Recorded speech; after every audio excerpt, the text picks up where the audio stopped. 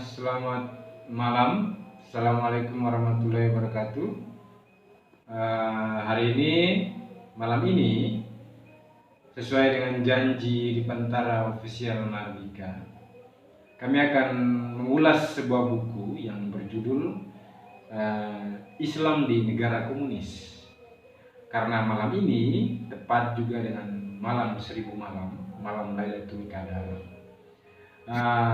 Kami sekaligus ingin membedah buku ini. Semoga dengan membedah buku ini kami juga mendapatkan rahmat dari Allah Subhanahu wa Ta'ala di malam yang penuh berkah ini. Jadi teman-teman sekalian, pemirsa di Pantara Official Mardika, saudara-saudara sekalian, malam ini saya akan membedah buku Islam di Negara Komunis.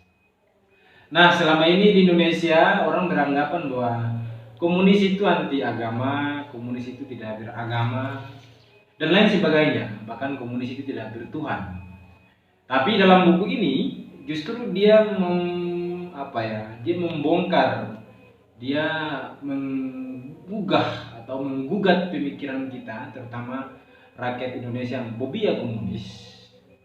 Nah, jadi buku ini dia menerangkan lokasinya di Uni Soviet atau yang sekarang dikenal dengan Rusia, atau ya yang dikenal dengan URRA.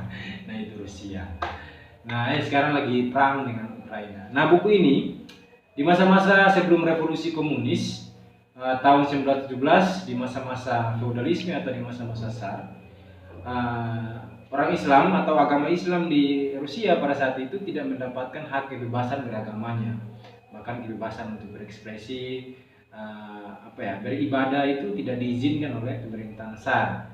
Nah, setelah revolusi tahun 1917, karena Lenin mendukung negara-negara yang pada saat itu di Uni Soviet seperti Uzbekistan dan lain sebagainya untuk keluar atau merdeka, akhirnya orang-orang Islam atau negara-negara yang mayoritas Islam pada saat itu di Uni Soviet akhirnya juga mendukung revolusi komunis tahun 1917. Nah, setelah revolusi tahun 1917, deklarasi negara buruh atau negara proletariat, kediktaturan proletariat di Uni Soviet itu mengizinkan bahwa setiap warga negara berhak memiliki agamanya masing-masing, berkeyakinan maupun tidak berkeyakinan atau tidak bertuhan. Nah, tapi satu hal bahwa gereja maupun agama dan gereja pada saat itu tidak boleh ikut campur dalam urusan politik. Bahwa agama cukup diajarkan di rumah, moralitas cukup diajarkan oleh orang tua, bahkan di komunitas-komunitas lain sebagainya.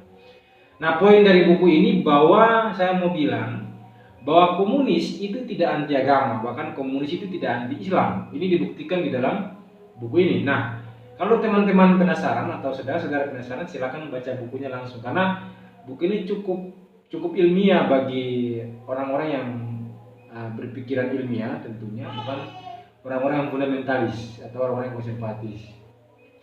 Nah, demikian teman-teman, semoga ulasan singkat ini bisa bermanfaat bagi kalian semua, dan sampai jumpa. Hurrah!